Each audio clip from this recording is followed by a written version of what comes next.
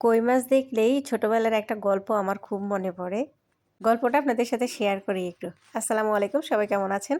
আজকে রান্না করতে, করতে আপনাদের সাথে গল্প করি। তো ব্যাপারটা হয়েছে কি, আমি তখন ছোটই ছিলাম। প্রাইমারি স্কুলে পড়ি মনে হয়। প্রচণ্ড ঝড় বৃষ্টির সময় ছিল।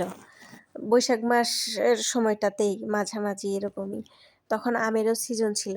তো প্রচুর বৃষ্টি হচ্ছিল। আমি বৃষ্টিতে ভিজেছিলাম, আম কুড়াইছিলাম। তারপর একটা সময় গিয়ে যখন বৃষ্টি যখন থামলো আমরা পুরা বাড়িতে একটা রাউন্ড দিয়ে হাঁটাহাঁটি করি। গ্রামের পরিবেশটাই এরকম হয়। তখন আমি হাঁটাহাঁটি করতে, করতে পুকুর পাড়ে আসলাম।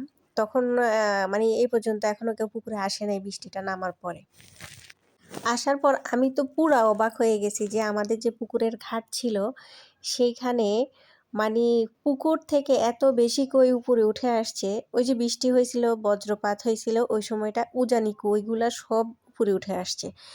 আমি ছোট ছোট হাতে যতগুলো পারছি নিজ হাতে কুড়াই নিছি। আমার মনে আছে তখন আমার ভাইয়া গুনছিল, আমি প্রায় ২০টা কই সেদিন কুড়াইছি।